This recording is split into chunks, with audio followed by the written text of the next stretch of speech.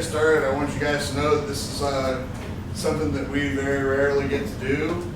We are going to be shooting from the hip, and we want you guys to know everything there is to know about this mission. So if we're right mid-sentence and you have a question, shout it out.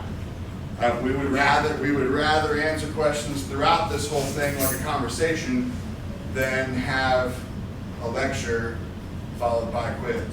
So it's very interactive here. Yeah. That's what Anita has built. That's what we travel around the country. So you guys are no different. You're part of the family now, and we're excited to give you this whole big amazing sandwich right now. It's a lot. And I hope you guys showed up hungry because it's a lot. It's a lot. But, so again, if you need to stand up and walk away, that's okay too. Or if you have a question, or just this is as relaxed as it gets. Thank you for the burritos you guys brought. It's been such an amazing experience to be here, and I'm not going to belabor that, but the love that has wrapped around this library and us in it has just been one of the most astounding things that I've ever witnessed, and it makes me so proud to be a part of Lyons. So thank you for that.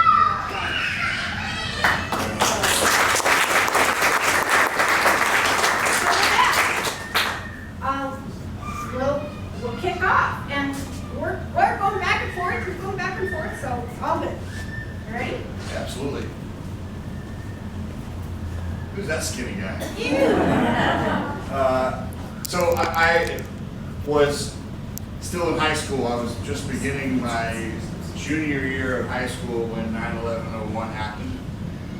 And I can know, just like me, you guys are all the same way. I mean, you know exactly where you were, what you were wearing, what you were eating that day. I mean, it's a day that you'll never forget. And it's the same thing with me. I had already shown interest in being in the military. I was curious and excited about being a Marine officer, and I had met and gotten close with a few academy grads, whether it be West Point, Naval Academy, or the Air Force Academy out here. And I set the bar high. I was trying to apply to the Naval Academy, got my congressional nomination, thought I was in, and they assigned me to the prep school in Rhode Island for a year. And if I do well enough, I might get to start over as a freshman at the academy the next year.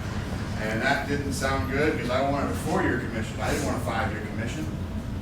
So when I graduated high school, I joined the Marine Corps, did all of my training schools. I enlisted into the reserves because I was still wanting to come back to Ohio State in Columbus, Ohio, and pursue that commission.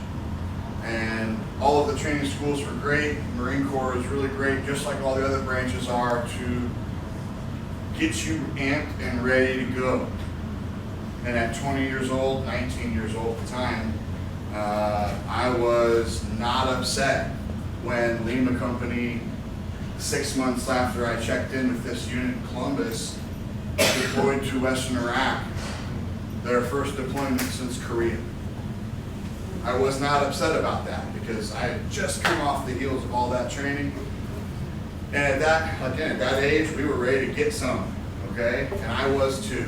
And Lima Company went overseas to Western Iraq, and with our active duty counterpart, 3rd Battalion, 2nd Marines, and our sister companies with 325, providing security and many other details with our operations in Western Iraq, we spent 8 months succeeding.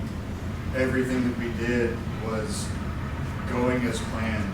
And I know you're sitting in a room full of tragic loss, but it was successful. What you see here around you, all of the loss and tragedy that Anita addressed from home, all of this is about 4 or 5 really terrible days in 8 months. And our biggest threat back then was the roadside bomb.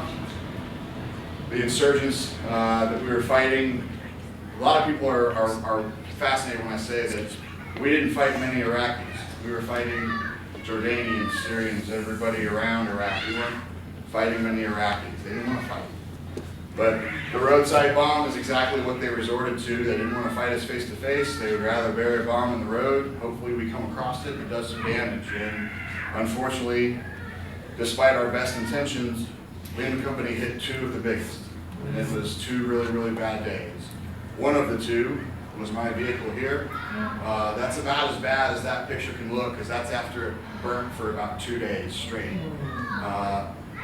But we were during Operation Matador. We had just lost our first two Marines, my platoon sergeant Anthony Goodwin, and one of my best friends, Dustin Durga, right across the way there. They died on Mother's Day of '08, it was May 8th, and it was our first wake-up call that we weren't invincible, because the first 3 or 4 months of this deployment, we were invincible. I don't want to say it was like a video game, but when everything's going according to plan, it kind of feels like it. And then all of a sudden it's not. And we all grew up together real fast. And this would start a journey for the rest of the story that we're about to tell. I was hurt really bad in this blast. There are 6 men in the paintings from my squad that were not as lucky. I was shoulder to shoulder with Wes Davids right here. He's on the right in that first painting. And, you know, for a long time there was no explanation. I battled incredible survivor's guilt. And that started as soon as I was awake again in America, about a week and a half after this. I was awake during the blast. I was awake to start first aid on myself. And we had amazing corpsmen, just like Travis Youngblood sitting in the center there. All of our corpsmen saved my life, and many, many hands that touched me afterwards. But I was medevac through Lyons, Germany.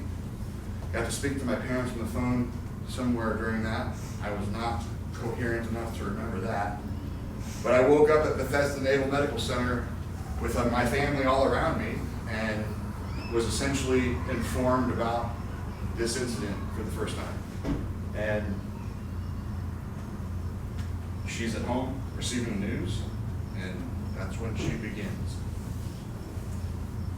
So about this time, I have a little log cabin where I'm teaching painting to other women like me, stay-home moms, retired moms, you know, occasional kids here and there. And I was not a serious artist. I was a hobby artist that just loved to paint, loved to teach, and I was an absolute unknown. I still consider myself that way. But this came across my face when I went down to have coffee. A month before, we had lost our best friend's son in drowning. And I watched our best friends go through the loss of their child. And I could imagine now all of these families and what they were going to be going through. And my heart just cracked, like everybody else's did.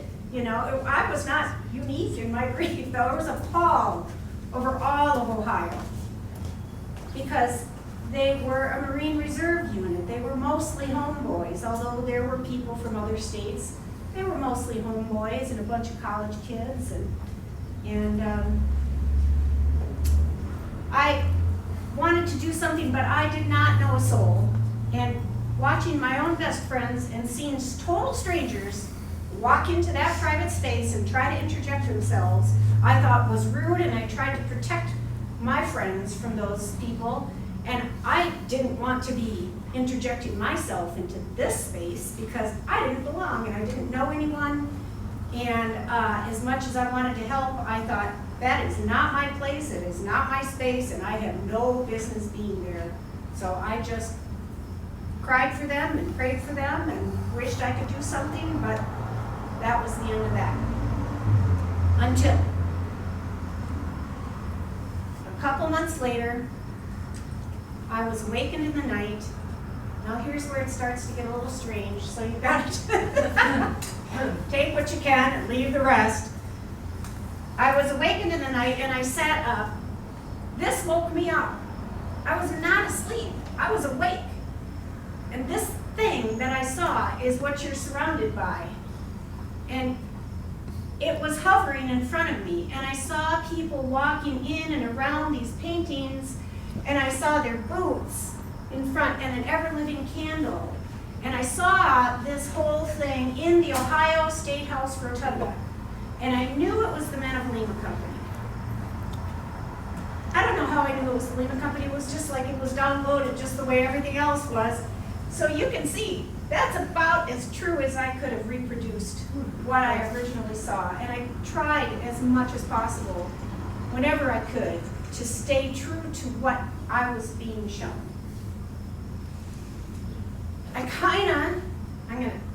You don't need to repeat this part of the story, but I figure you're here, you're friends, so I'll tell you this part, don't judge me. But I sort of thought maybe I was losing my mind a little bit, because this thing grabbed a hold of me. Again, it was probably way too much information, but you know when you have to pee so bad that you cannot think of anything else until you make it to the toilet? That was it! Oh. It was just so intense, and I thought, what is the matter with me? I mean, I literally could not think of anything else. And I thought, did I have a stroke? And all I could think of was, this thing that was downloaded came with this profound sense of love. So much love. And it stayed with me that whole time. So I was in this weird thing that I couldn't think of anything else, but it was also this really loving energy. And so I did what any white-blooded American would do, red-blooded American would do. I went to the grocery store and bought white bread and peanut butter and avoided the organic aisle completely. I thought, I gotta ground myself, and that is not being in organic stuff. I need potato chips and white bread and peanut butter, whole milk. That's the trick. Well, it did not change my need to find a release, but I had heard of a guy that was a psychic and a medium. And so I thought, okay, not big into that, but I was really kind of desperate because I actually thought maybe there was something wrong with me. I had never been contacted. I'm not a medium. I didn't have any example of an experience like this, and I didn't know what to do with it. So I made an appointment with this guy. Fortunately, I got in with him, and he was right by the grocery store. So I went in and sat down. He said, well, how can I help you? And he thought I was going to ask for my dead mother or whatever, you know. And I said, something happened to me last night. Now, I was kind of suspicious and leery and didn't know if he could really help me. But I said, something happened to me last night, and I think I'm being contacted. I think somebody is contacting me. Can you determine if someone is contacting me? He said, well, I don't know. I certainly can try. So he did what he normally did, which was look down and to the left. And he said, oh, well, you're right and you're wrong. You are being contacted, but it's not a somebody. It's a group. Oh my God. And I went, uh-oh.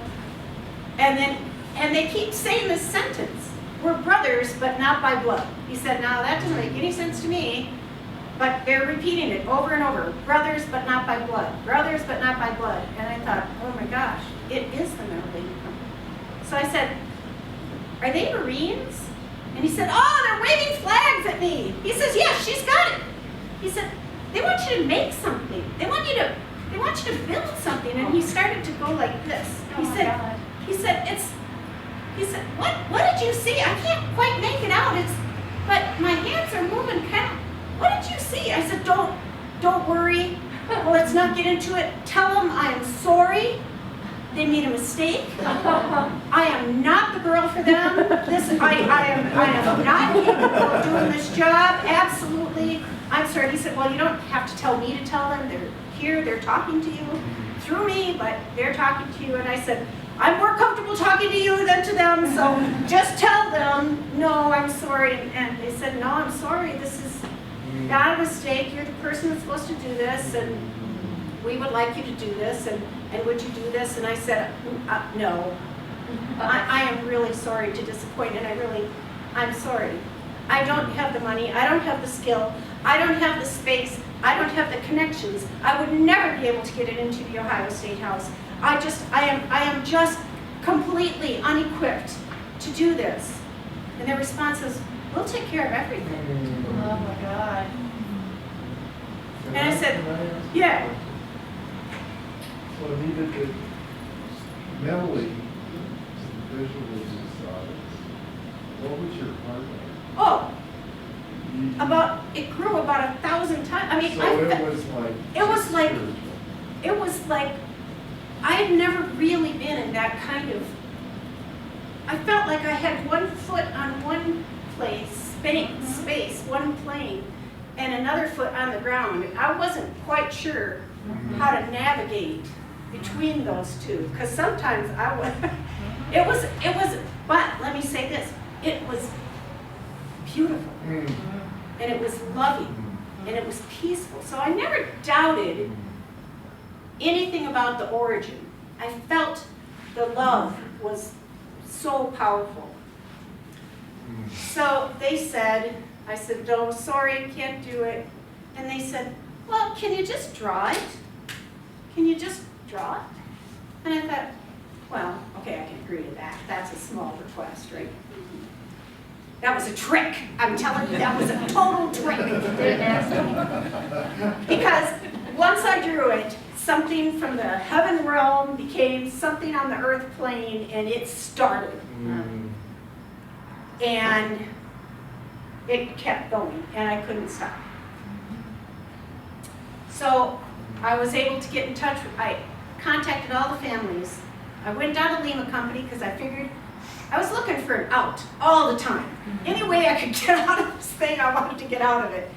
My thought was, okay, I'll go down to Lima Company and I'll ask them permission, because it would just be plain rude if I wanted to make a memorial, right, that said Lima Company Had the Memorial. company name on it, yeah. Yeah, without their permission. So they said, we're Marines, we don't do art projects. And I said, I'm not asking for any help, I'm just asking for your blessing. And they said, fine, you can do it. Here's the name to help you contact the families. Now leave us alone. Okay. So I contacted all the families. Yeah. How long did that take? It was in the first 4 months, 3-4 months after the vision. Did you actually go to each of them I went down in to, person? no, I went down to Lima Company, and he said, contact the families. So I got a hold of the man that was the Keiko that would go and give the news to all these families. And he contacted them for me so that I didn't intrude. So we sent an email. He said, I want to introduce you to this woman, Anita Miller. She'd like to do a memorial. Here's the picture of her idea. If any of you doesn't want her to, that's fine. She will not do it unless she has all of your approval. And they all slowly trickled back responses. Yeah, she should try. She should try. I'll work with her. They didn't know me from Adam. Like I said, nobody knew me, right? So, but they came to the studio. But they had all just had their lives destroyed.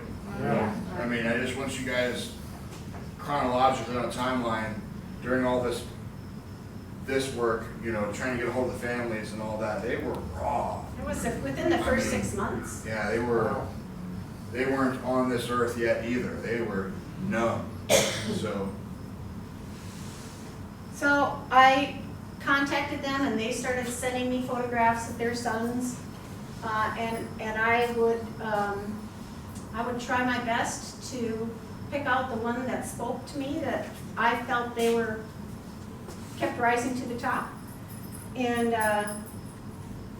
then after about, well, let's see, a little bit about a year and a half of painting, yeah, year and a half, or something, I don't know, I lose track of time. It was Memorial Day, and there was we offered an open house for all the families to come and see the progress of their paintings, as well as all the Lima Company Marines to come. It was easy because the unit, just 2 years after the incidents, had just unveiled a monument behind the base to all the men that fell, We had 23 fallen, killed in action. We had 61 Purple Hearts, within the unit. We had a lot of guys injured that still made it home.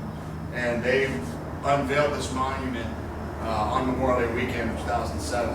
And in doing so, Anita and her whole volunteer team tried to show up and get these invitations to any of the Lyons Company and Gold Star families, because almost all of them that were local were there. And as well as a particular reporter named Lindsay Sievert was at that base, and she said, I'll come up, can I come? I'll come and see your studio. And I said, great, that would be great. And now, behind all of that, in addition to meeting the families and starting all this, I knew it was a team effort. So I pulled together a bunch of friends, and we created a not-for-profit organization so that we could, raise the money it took to unveil this, to put this thing together. We weren't super successful at the money raising part, but we did get enough people to do all the jobs that it was requiring, promotion and letting people know and coordinating, working with the State House. Well, there were a lot of jobs to do. So anyway, this is Sarah standing in front of Sarah. That's Sarah, and that's her son's painting, and she was here this weekend in Lyons. And there she is. Now her hair is gray, but other than that, she looks the same. She looks the same, yeah. So she was there, and there's her and her mom, and I invited them to sign the back of these canvases. Now you can't see that when you walk behind it, but because I promised them it would be private, and if they wanted to keep a message with their son, as long as this existed, that would be private and no one would ever see it. And so behind these, you can't see them because it's covered up with a piece of plexiglass, but there's messages of love, and I think there's even a birthday card stapled to the back of one of them. Paul. And then this character shows up. Paul's got some. Yeah, Paul? How many, or how long did it take you to start painting? Paint all these images? How, weeks, months, years? Yeah, so from the time I actually started the painting, till I unveiled, about 2 years. Not very long. How many hours would you say you spent on this whole thing? With all your edits and everything, would you think? I was there every day, Yeah. all day long. But I'll also say that a lot of the painting is not painting. A lot of the painting is getting myself quiet and centered and focused and holding that man's photo in my hand and trying to connect with him. So I bet you I probably spent more time in meditation and prayer than I spent with a paintbrush, but I can't really say for sure. That's still painting. I guess, yeah. And I often felt like I could have left the room and just detached my hand because they sort of came through the paintbrush without my doing. I mean, they just sort of painted themselves. They just poured right through the canvas. It was an awesome feeling. Because they said, we'll take care of it, right? Yep. That's what Yeah. they said. And they did. Yeah. Now you can be sure that I was mighty insecure. So when that open house came, I was so nervous that these families were going to come and they were going to be disappointed. Because I never met them, I never knew them, and I didn't know if I was doing a good job. Mike came. It was still pretty raw for him. Reluctantly, Mike came. Mike came because he was ordered by his girlfriend to come. Mike wanted to go to the bar and get drunk with the Marines. Yep. And he didn't say a word. I don't think I spoke with you. Maybe, did I? Did I speak with you? No, it was just it was a very live time. I mean, you had a lot of the Gold Star families, a very few of us Lima Marines, only the few that couldn't say no to our girlfriends, really. But we went, and you'll learn here in a second how that is this moment. This signing of the back stretcher bar, of this painting right here with my platoon sergeant on it, Actually, it might be Durga's painting. It was Anthony's? All right. I don't know. Either way, I mean, I was excited and very curious to see this project. I knew that I would love it. I just knew that I wasn't ready to see it. And I knew that we weren't getting together all the time. And like I said, I wanted to stay with the guys as a reunion. And I came to the studio and was blown away by the 3 or 4 portraits that she had underway already, at least. Yeah, there's quite a few done, happening, just this much. And, you know, I was able to sign a guest book, and, you know, at this point I was just, you know, still in the Marine Corps. I was still in the reserves. I was on the temporary not physically qualified list, which means I'm not really in the Marine Corps. I was going back to school. I was working a full-time job. I wasn't really a Marine anymore. And I wasn't doing well with it here. No, he had a, as you said, you had the, 1,000-yard stare. yeah, he came in, and I knew he wasn't, I didn't even attempt to approach him, because he had that look in his eye that says, don't come near me. So I didn't, I just figured he needed a space, and I assumed he was a Lima Company Marine, and handed him a Sharpie. So fast forward, I'll give you just a little bit of why this being in the Ohio State House is so magical. Like I said, I was told everything was going to be taken care of. Well, one day my daughter says, Mom, you keep thinking and talking about people coming to see this in the Ohio State House. Maybe you should call the Ohio State House. I thought, yeah, I guess that's probably going to happen at some point in time. It's But not, I like was- you were, it's not like you were busy painting 8 large murals. Well, She could have called for you. you're still mad you didn't get to date her. Oh my goodness. This isn't being recorded, right? So actually, before I started the big project, I thought, okay, I was still working on sketches. I was still talking to the families. I wasn't into the big paintings quite yet, but so it was before the open house and stuff. I called down to the Ohio State House, and what I found out later, that it was incredible, they put me through to the executive director. Usually there's like 6 steps to get to talk to the executive director of the Ohio State House. It's not only historical, but it's the State House, you know? I mean, that's the whole government, everything. It's like the State House. And they put me straight through. And I said, hi, I'm a local artist. I have this idea, and it's to paint the Men of Lima Company. And there are 8 large canvases of their head-to-toe portraits with a candle and their boots in front of each man. And I had this come to me. I'm not trying to sound really normal, because I'm hoping he's going to say no. So I said, so I had a vision. I'm thinking, that for sure. I had a vision. And this is what I saw, and I saw it in the Ohio State House. And he said, well, where exactly did you see it in the State House? I said, well, I saw it in the rotunda of the State House. And so he starts laughing, oh, did you? Oh, that's so precious. Yeah. Exactly. He said, do you know what the last thing was in the Ohio State House rotunda? And I said, no, I do not. He said, that would be Abraham Lincoln's body when it laid in state. So you see, we have no precedence for what you're suggesting. And I'm going, yes, I am off the hook. But then there was this pause. And he goes, huh.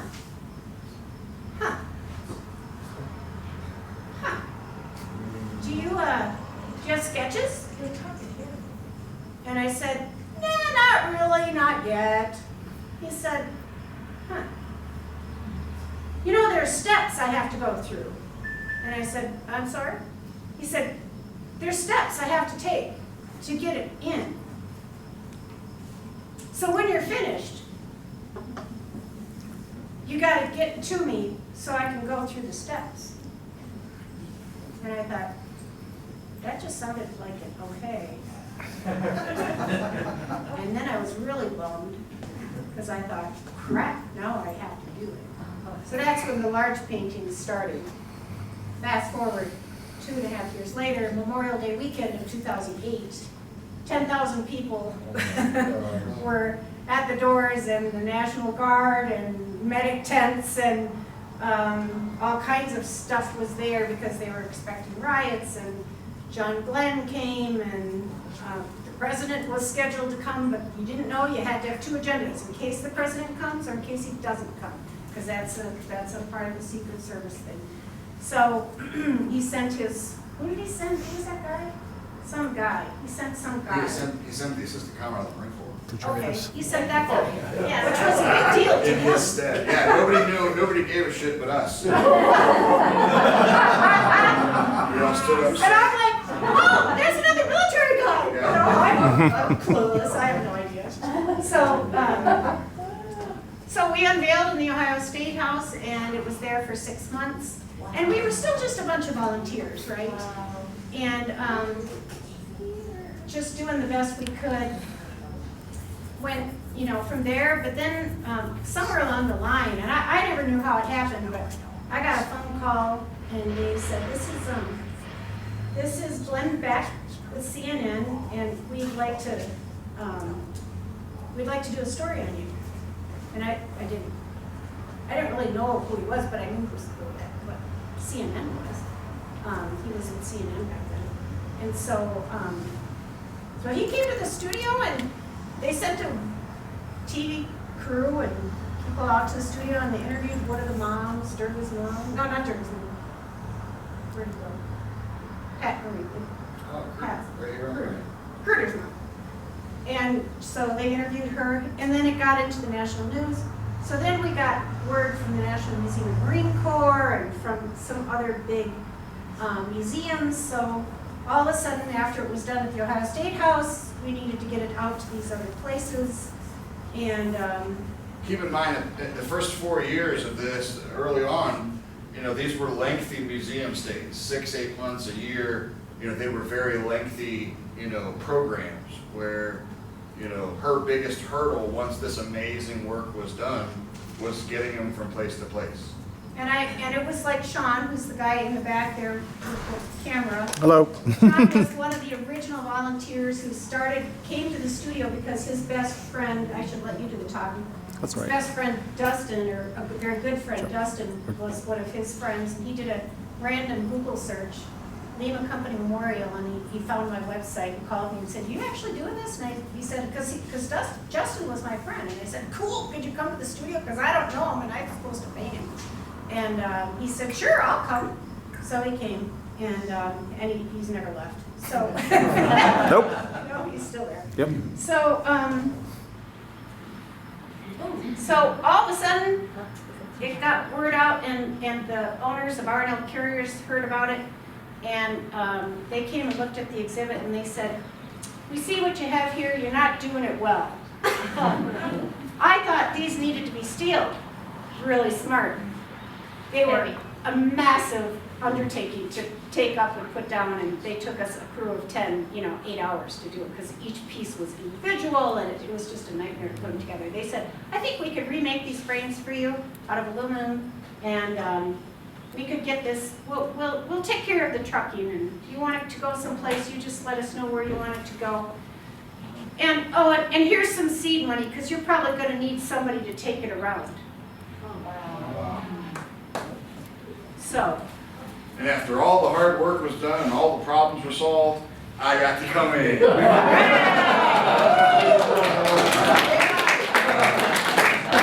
It really was almost that timing. It was shortly after this amazing partnership that Anita kind of fell into with R&L. That's a whole nother story for another night. But once this was all sewed up and done deal, I just happened to be planning this big bike rally for Dustin Durga, the guy right in the center on that painting. He was the jokester. He was another team leader in First Squad. We were doing this big bike rally, raising some money and trying to do some scholarships in his name and whatnot. And we called Anita just to see where these were in the world and what the process would be to try to get into this event. And at the time, because of the transportation issue and R&L hadn't really taken over yet, they hadn't been out in a while. They were absolutely available for this event, and she said yes. And, you know, it was great. We had a couple hundred bikes, and it was a wonderful day. But the best thing that happened that day is I had a conversation off to the side with Anita. But the night before, or actually a few days before, I was starting to get this very uncomfortable feeling that said, I'm not supposed to be in charge of this. It was like holding a hot potato, not totally different from the gotta pee feeling, but just as almost uncomfortable. I gotta just get rid of this. I'm not supposed to be in charge of this anymore. Somebody's supposed to take this over. So I called Carol Hoffman, his mom, and Justin's mom, and I said she would kind of help me out. She would pray for me, and I said, I have this really strong feeling, Carol. I feel like I'm supposed to turn this thing over to somebody, but I don't know who. I keep seeing in my head a relay race, and I'm handing off a baton. And all I can see is my hand and the baton, and I can see some other hand reaching back, but I can't see who it is. So I said, you need to pray for me, and I need 3 clear 2x4 over the head signs. I do not, because I'm going to hand off this baby, it has to be the right person. It has to be guided just like the rest of this has been guided. I can't just hand it off to anyone who's willing. Not only that, it's a volunteer position, right? Who's going to take on this type of thing? So I said, I want 3 clear signs. Enter, bike rally. Ooh. Yeah. And I'm at the bike rally, and there's a whole bunch of old Vietnam Marines, vets mostly. And some of you guys are kind of salty, you Vietnam guys. You're a little salty, a little spicy. And one guy came up to me and he said, they tell me you painted this. So you're I said, yeah. He goes, I don't believe it. And I said, okay, why? He said, you're too little. And I said, there are things as letters. He said, I still don't believe it.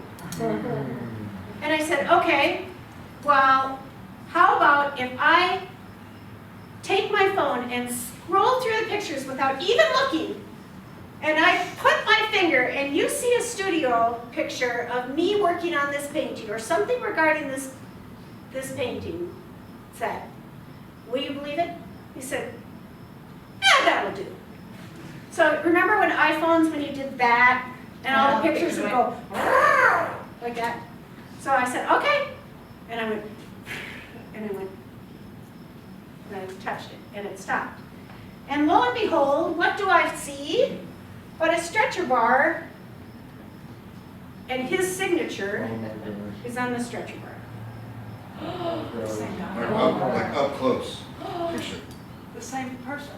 That guy. That's his signature. Okay. That guy. Mike Strahle.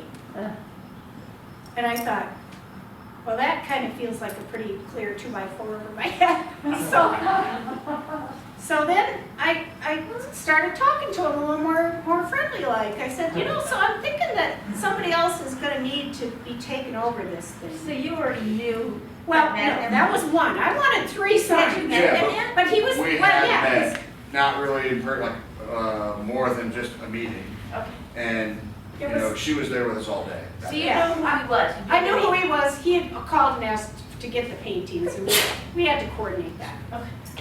So I started talking to him. I said, Mike, you know, this memorial needs to go someplace, and probably the best person to take it would be somebody that's connected. And I don't know who that is.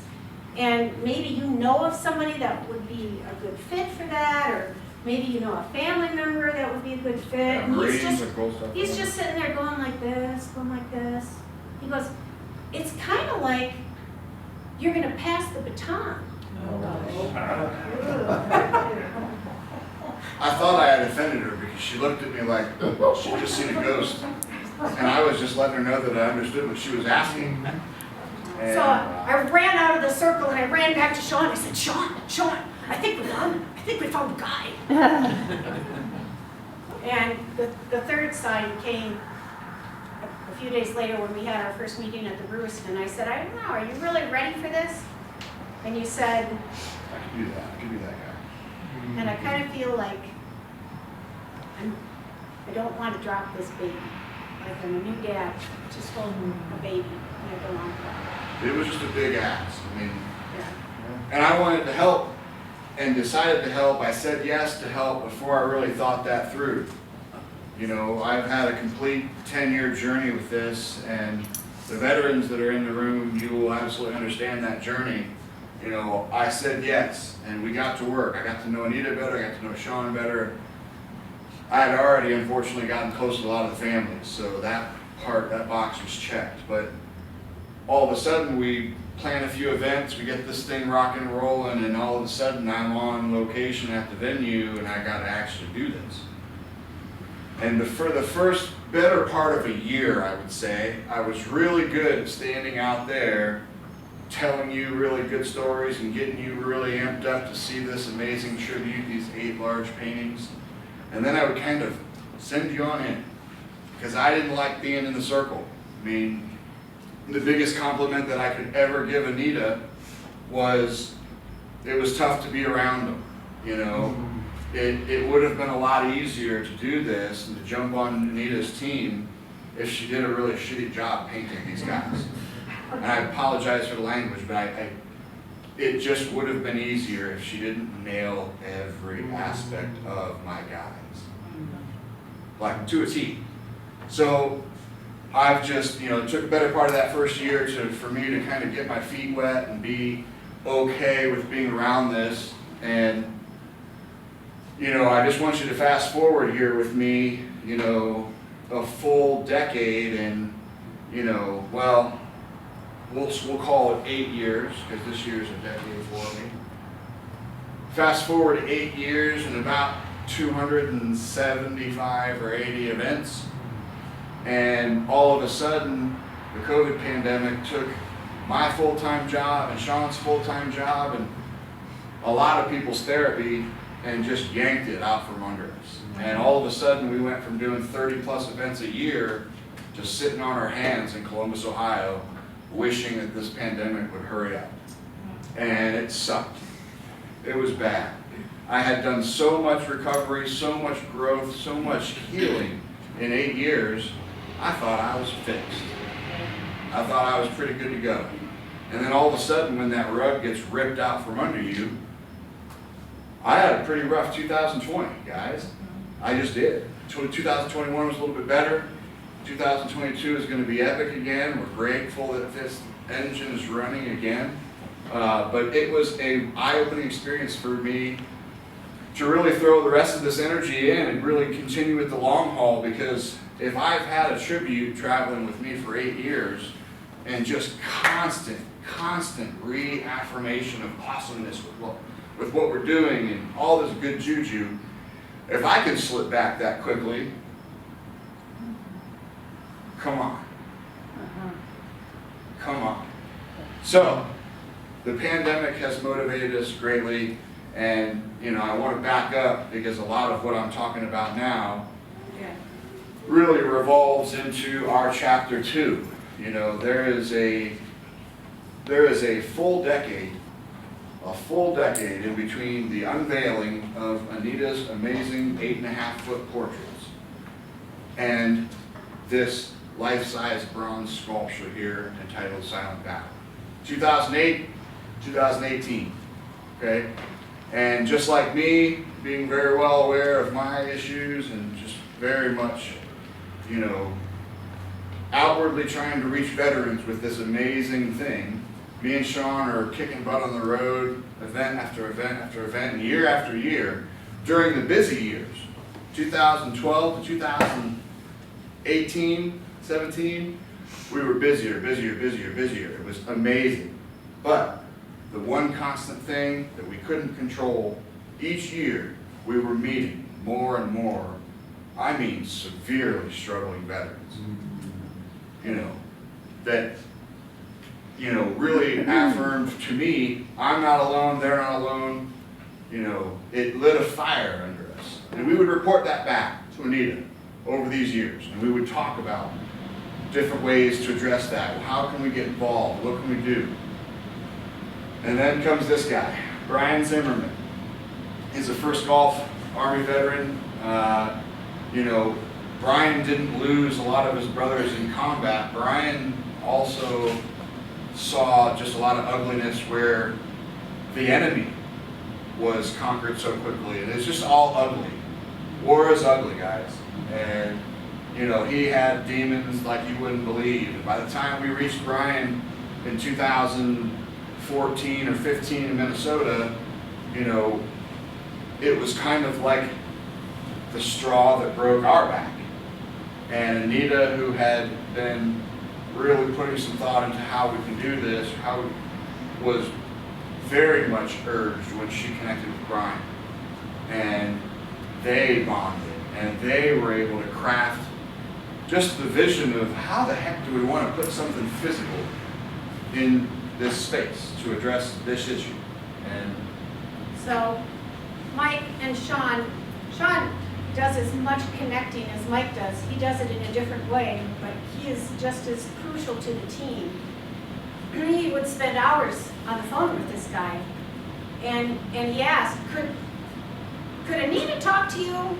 Because she's trying to do something to address this mental health thing that you guys are going through. And he said, yeah, tell her to call me. So Sean says, you got to call Brian Zimmerman and talk to him. Because I had this idea of a sculpture for this to, you know, heroic reaching to the light and dropping behind my combat gear, because I don't know crap, you know. I've never lived it, I don't know it. And I was idealizing this healing process. And so I didn't call, and I didn't call, and I didn't call, because it was really awkward. And finally, one morning after like 8 months of you guys urging me to call him, I called him and said, hi, this is Anita Miller. Mike and Sean said I could call you. I'm trying to make a sculpture to deal with mental health and veterans, suicide, and they said you had some insight for me. So he said, okay, why are you calling me today? And I said, well, Mike and Sean told me that I could call. And he said, no, today. Why are you calling me today? And I said, I've been procrastinating. I apologize. I know they said Doc talked to you about this months ago, but I've been procrastinating because this is a really awkward conversation, and I feel really uncomfortable, and I didn't want to make you uncomfortable. And he said, well, today is my day. I've got it all planned out. Everything is all worked out. And I said, oh. He said, do you understand what I'm saying? And I said, yeah, I do. I think I understand. He goes, so what do you want? I said, well, wait, can you just talk to me for a little bit? And I said, I haven't walked in your shoes, and I don't know anything about what you've gone through. And I have no idea what to say to you, or what, I have no idea what you should do with your life, or with your life. But I'm trying to make something that's going to help other veterans that are suffering. And maybe if you could just talk to me for a little bit about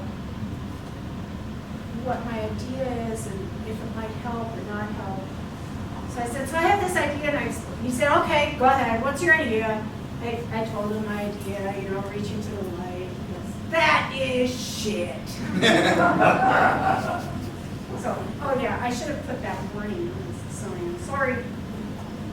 Because it's involved. But that's the way, that's what Brian said. And he said, that will help no one. And I said, well, what will help?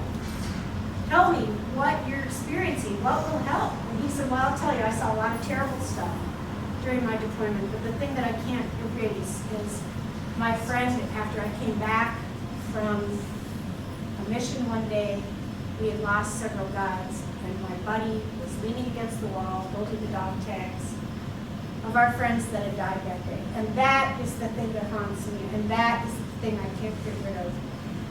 And he said, and if you make that, it will help. And I said, I'm sorry, but that is a real downer of an image. Why in the world would that help? And he said, oh, you are so stupid. Okay. I said, yeah, fine, enlighten me then. And he said, the first step in healing is knowing you're not alone. And you don't have to say a thing about the sculpture. Any veteran is going to walk in and see it. They're not going to need a single word because any veteran is going to understand what this is. And knowing that they're understood and that there's other guys out there, that's the first step. So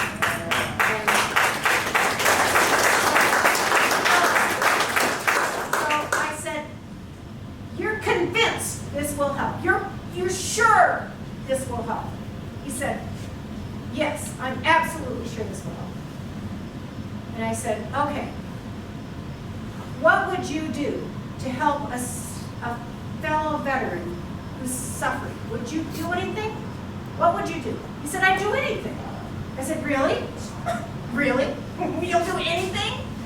He said, yeah, I will do anything. I said, okay, all right, I got a deal for you. You partner with me. I'm not convinced I can make this work, but I need your help. You partner with me. You make this with me. And we'll see if it helps.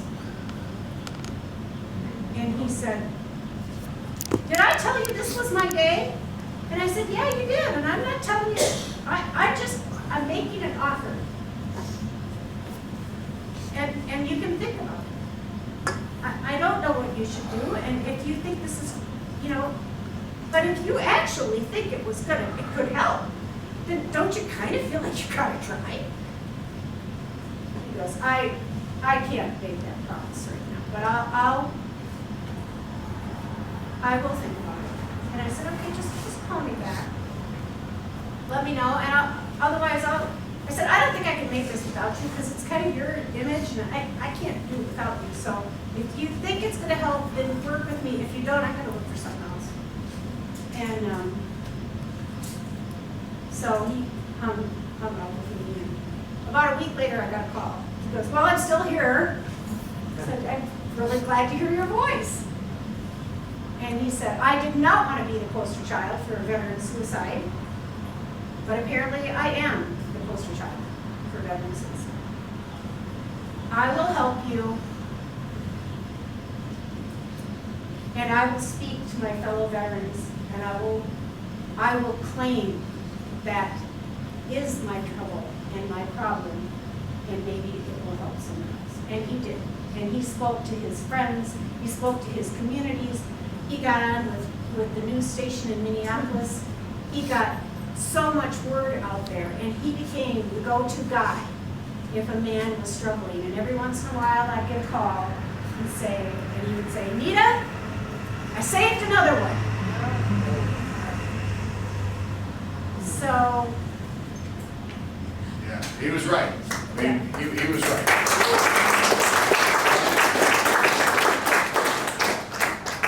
Brian was absolutely right. I don't know what it would do with another image or any kind of other symbolism behind the sculpture, but I know that we traveled for, I had the honor of traveling with this for 6 years without it, and it's just different now, okay? All of a sudden, Anita unveils this in actually late 2017 or 2018 with Brian in attendance. We had gotten invited by a wonderful group all the way up in Lewiston, Idaho. We didn't care where we unveiled this. We just wanted to get it out and get it rocking and rolling, doing its thing. And we had a beautiful unveiling in Lewiston, Idaho. And after 275 events without it, we've had the last several years, a lot of them sidelined with COVID, but we've had the last several years and 75 or 80 events with this. And now, we're still saluting all of our veterans. We're still saluting their families. We're still families were big, because the families are the reason that Anita painted this. You know, she didn't paint this as a big patriotic tribute.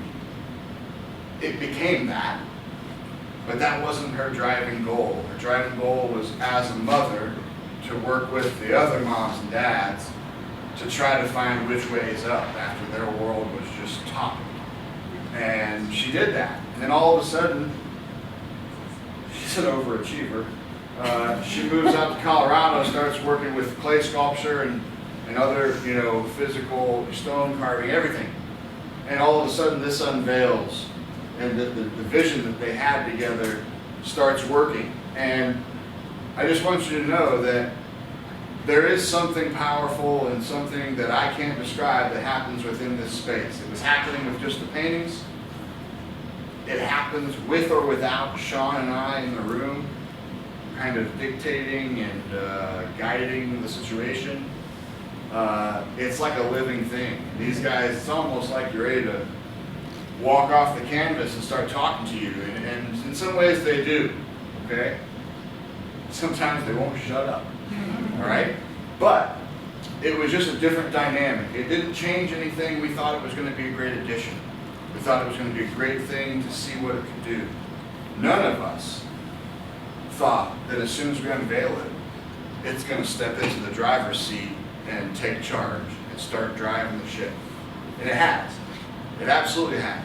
And we're kind of just along for the ride now.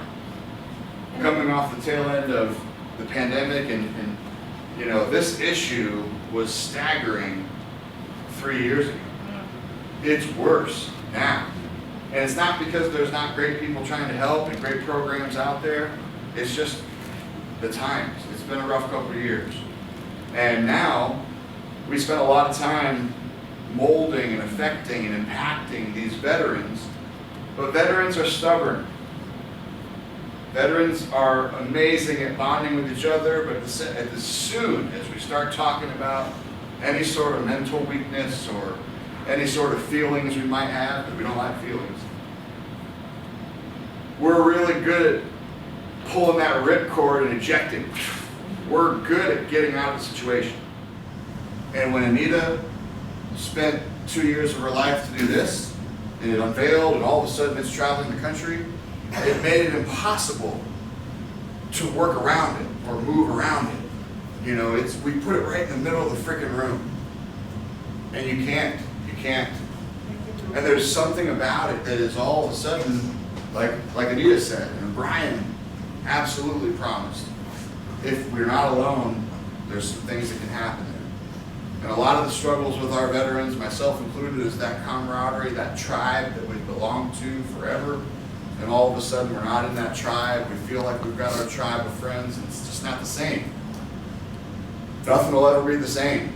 I mean, we will never have the feeling of living through combat together and absolutely relying on each other for success and survival, both.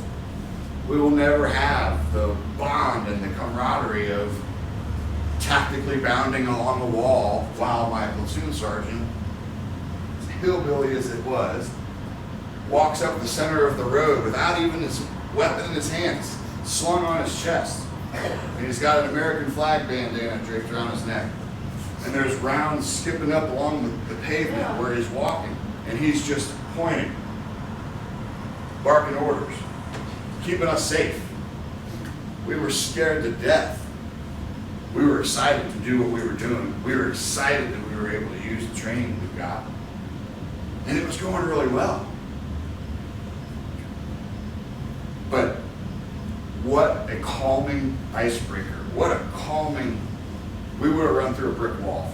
We just would. It's just a fact. But all of a sudden we grew up together again in that moment.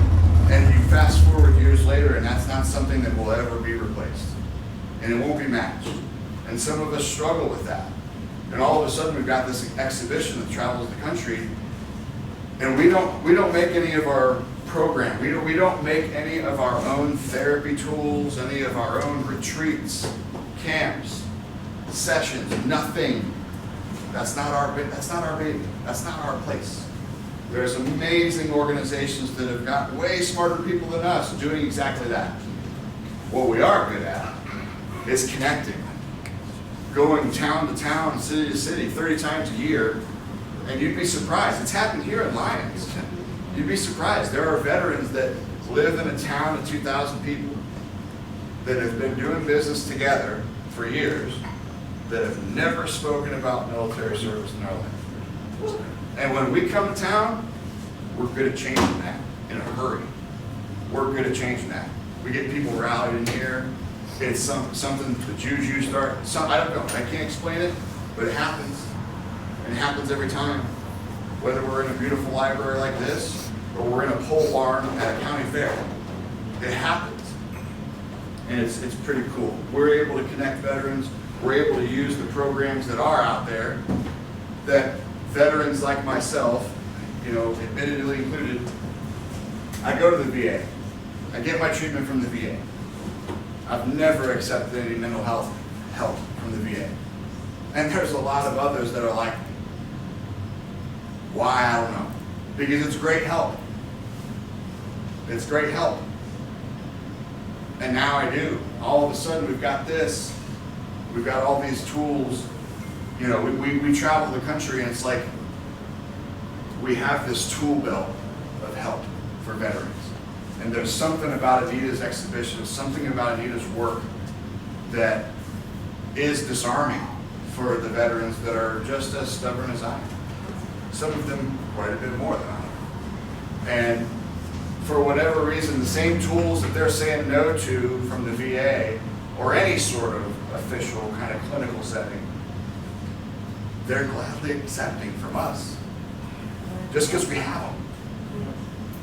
And the veterans that they're with often aren't the ones that are in their unit. They're not, it's not so close that they are embarrassed to take this pamphlet. It's just something different. They're able to take help. The guy across the way, they've been talking for a half an hour. Once this guy takes some of the information, that guy does too. And all of a sudden, it's pretty clear that we're not alone. We're all going through the same thing together. And not to tie this up in a bow or anything, but that's what we're going to keep doing for a long time. And, when Anita and the library here scheduled this 3-month exhibition of her work, her lifetime of work, that's hanging everywhere on the walls. Once we move these paintings, we'll be able to see them again. But her work's all over, and we realized they asked us to come showcase her biggest project. And pretty I'm glad to be here. It's been a great week. She called, gave us the idea. Sean and I don't say yes or no. We just say when. And it's been pretty powerful. We arrived here on Sunday afternoon. We had half the town of Lyons, it felt like, here to help us install. And it went up, and there's just been some really cool things happening here ever since. And it'll be a tough one to leave. One of the things, and I'm going to hand it back, but one of the things that I want you guys all to do, because it'll stay here in Lyons forever, but before you leave, when you're on your way out tonight, many of you have already signed it, but if you haven't yet, we've got an Eyes of Freedom red flag out here in front of the porch. And it's our tradition. We've done it 350 times in our history. We ask everybody that is touched by this Eyes of Freedom exhibit or experiences this to sign that flag. Put your unit on there, your years of service, your name. It's not for veterans only. It's for every person here that experiences the tribute. And just like our tradition has been since the whole beginning, when we pack up this on Sunday at 1, which, make a mental note, we need help Sunday at 1. And we'd love to have you. Thank you. No. Sunday, we pack up, and we will present that flag with all the hundreds of signatures on it to the library. And we'll hope that they keep it here forever, whether they display it proudly on the wall or it's quietly tucked in the office. It's a commemoration of our week here, and it's the least we can do. It's been a thank you, a token that we've left in many places and many towns, all from Anita's work that all started.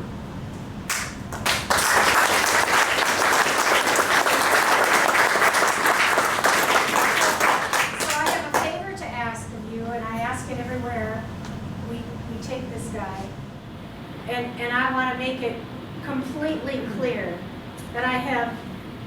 very understanding that the power of this exhibit is because of the gift that they gave to each of us. Nobody else would care 2 cents about a bunch of traveling portraits. It is because of them and their spirit and the gift that they gave is so personal. They died in our military. They signed up. It was a choice. And they gave up their life for that choice. So I recognize that in absolutely uncertain terms. But here's my favor. And you don't have to do it physically. But I believe with all my heart that Brian was right. But I believe it's more than just an image that will remind people or feel good. I believe this guy holds energy, and it holds the loving energy of every person that sees it and has the intention of love and healing for their fellow man, woman, military, child, it doesn't matter. If you have extra love to give, charge this thing. Send your energy into it. If you want to touch it, touch it. Put your arms around it. Charge this thing like a massive battery that Elon Musk could never imagine. And if you need healing, receive the same. And no one will know the difference. So that is my request, to let these men and this man do the work of our whole loving, hearted community in this country. And we can be a conduit of that love. So thank you for bringing us here. Charge this bad boy.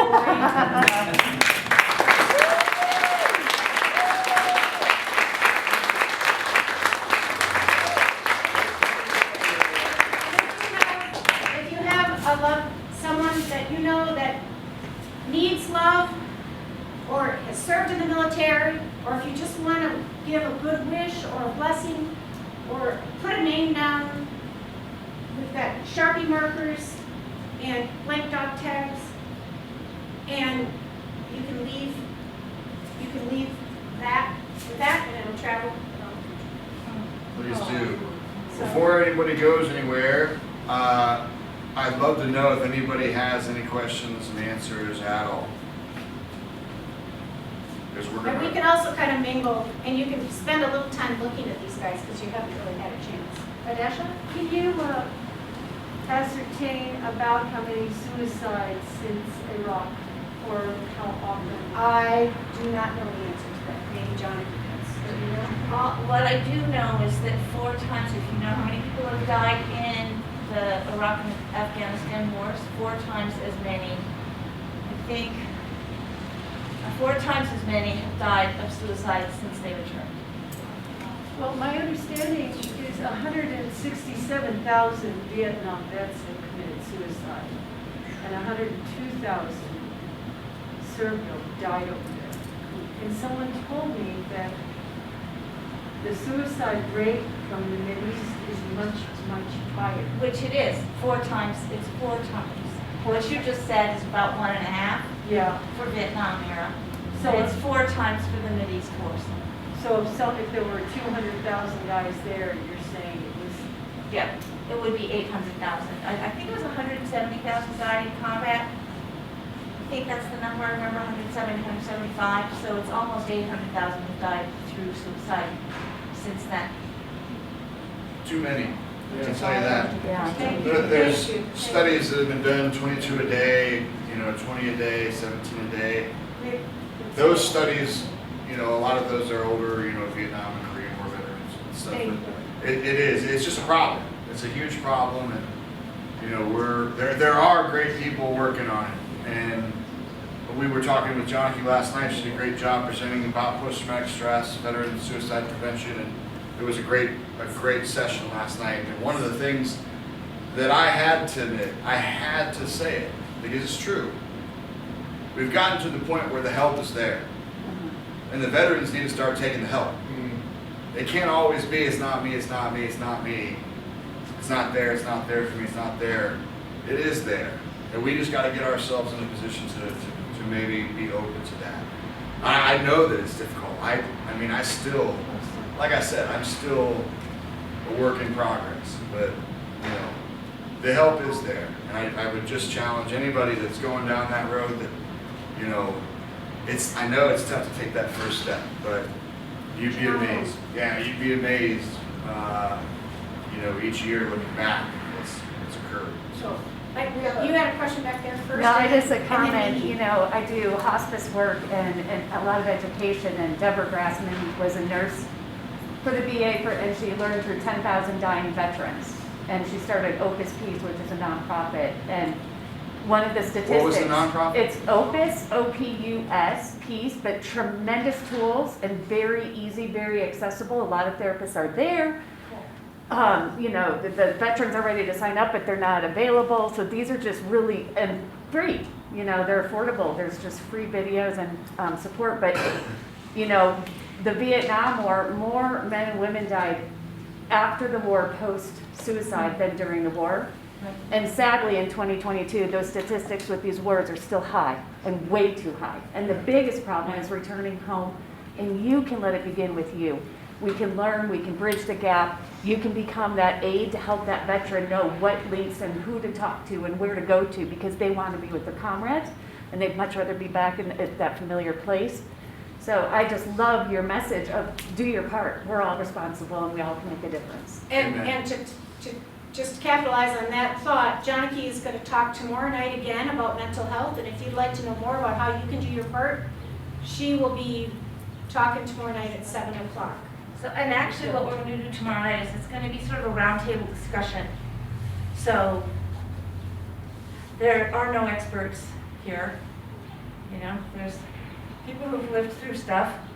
And just, yeah, so it's just we're just going to be able to have a conversation.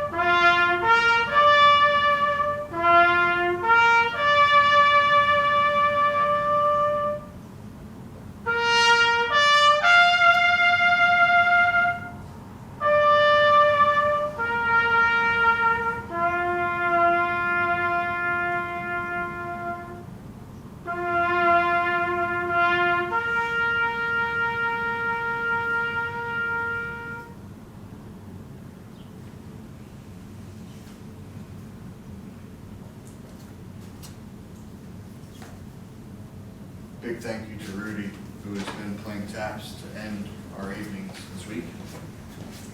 Take a moment to look around.